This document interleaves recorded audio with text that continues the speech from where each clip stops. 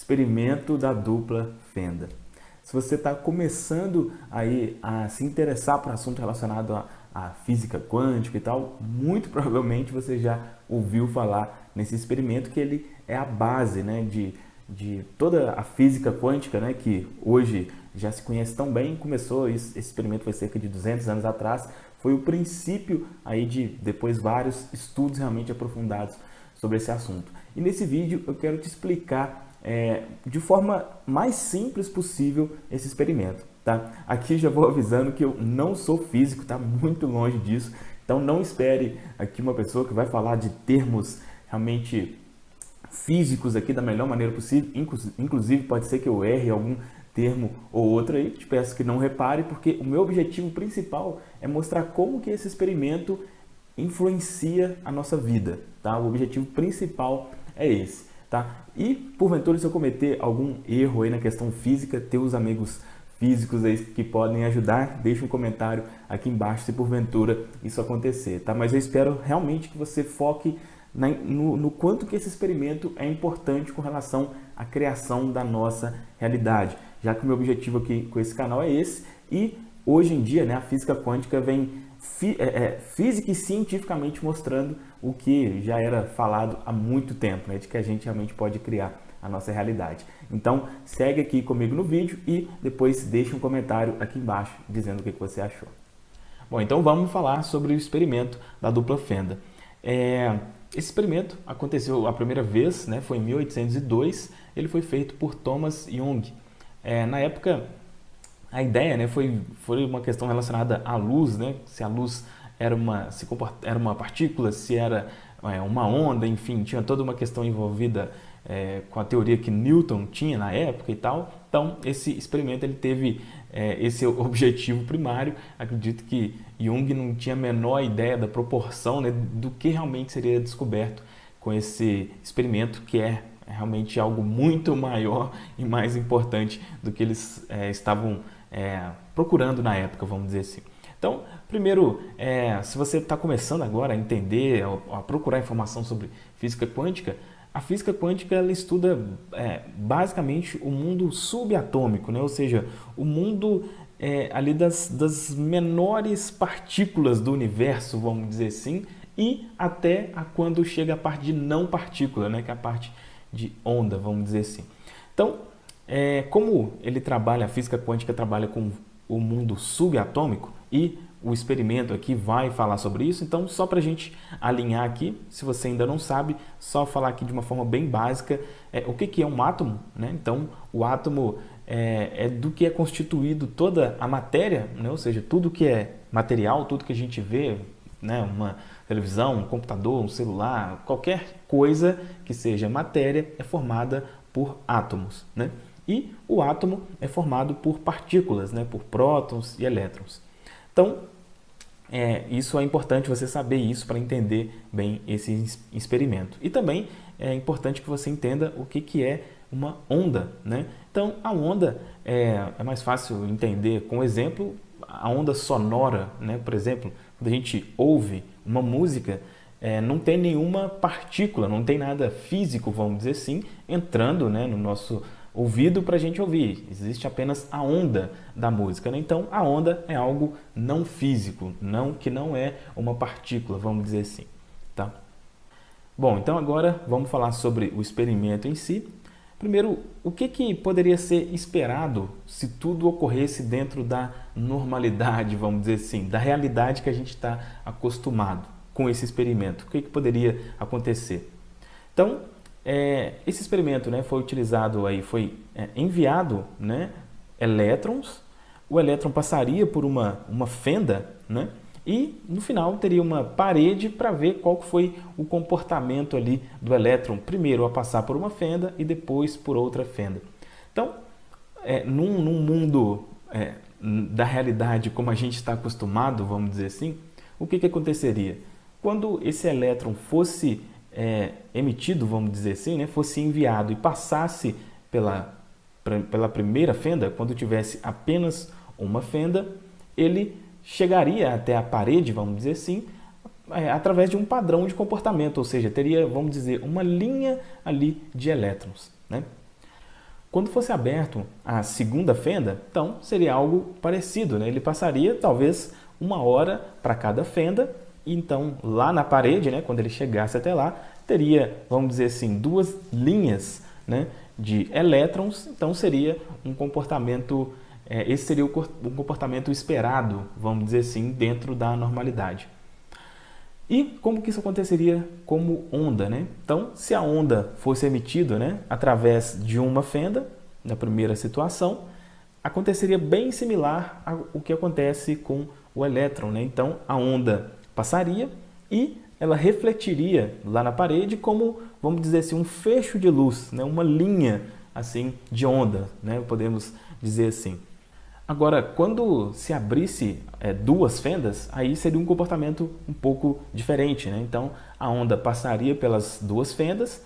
Quando ela passasse pelas 2 fendas, ela, vamos dizer assim, ia se subdividir. Uma parte da onda ia acabar eliminando outra ali, mas iria se criar um padrão de interferência com muitas linhas, né? Não apenas com 2, como é no caso de um elétron.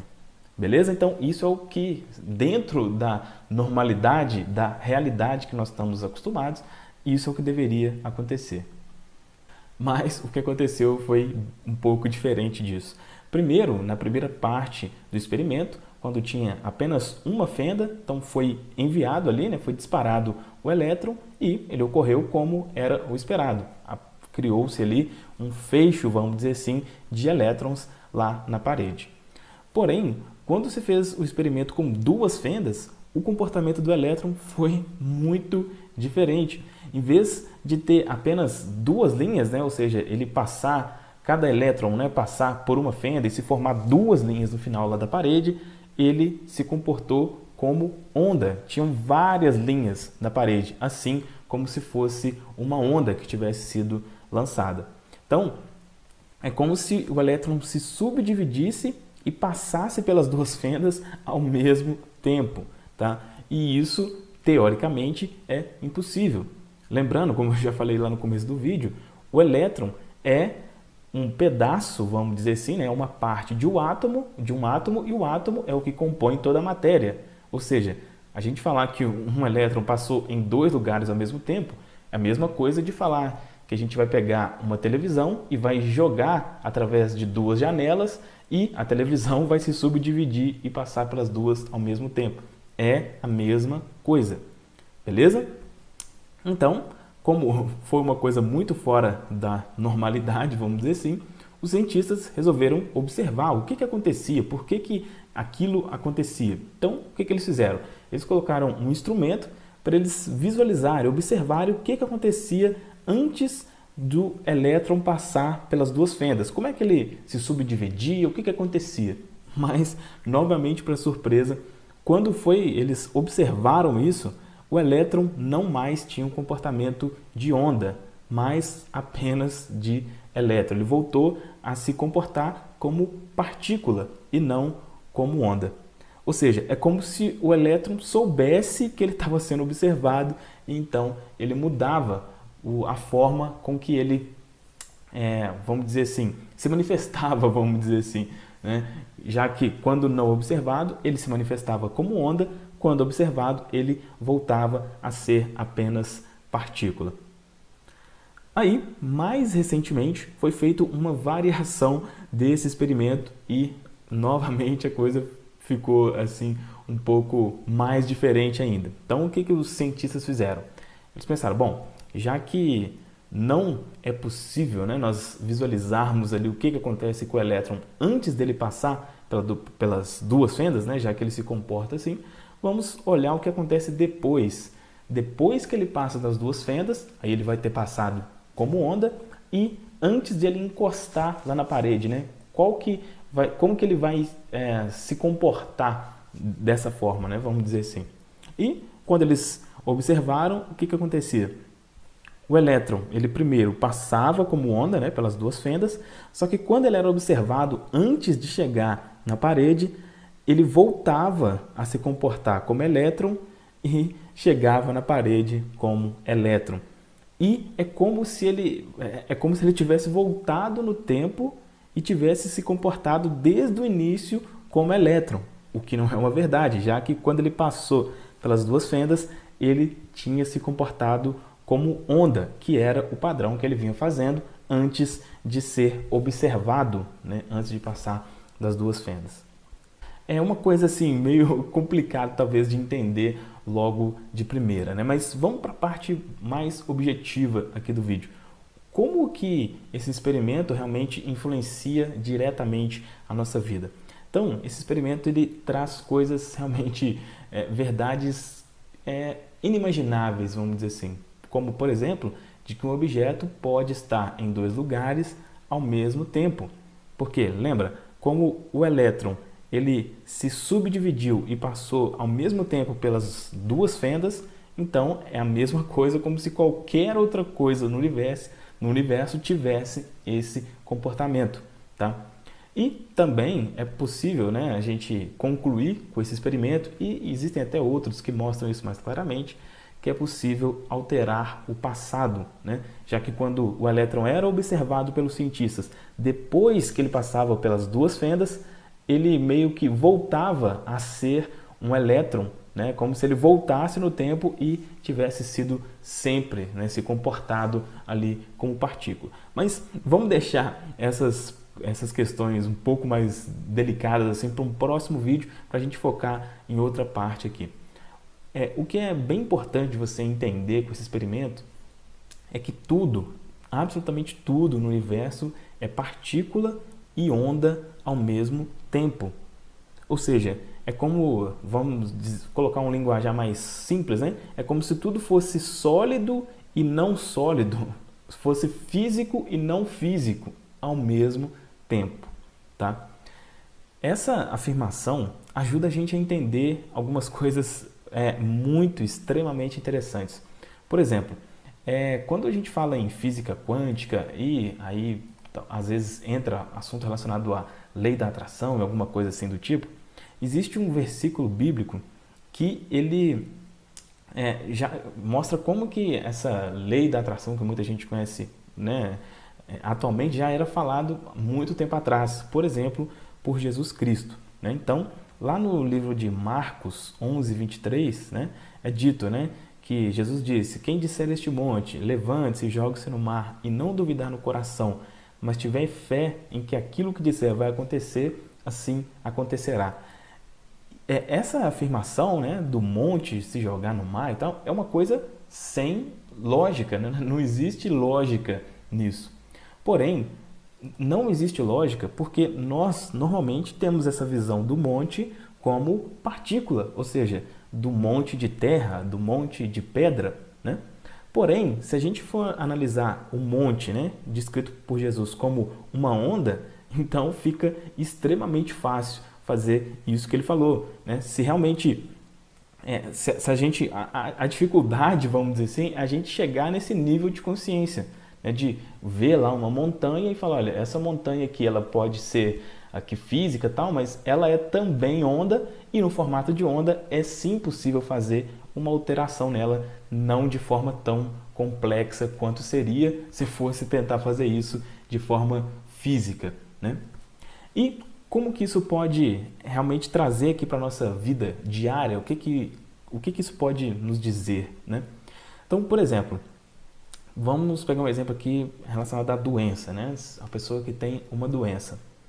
Essa doença, por mais estranho que isso possa parecer, e é claro, você pode não concordar, fica a seu critério, mas segundo esse experimento, a doença ela só existe enquanto você está a observando, tá? Esse e diversos outros experimentos relacionados à física quântica mostram que algo só é real quando existe um observador, quando alguém foca naquilo ou sente aquilo, vamos dizer assim.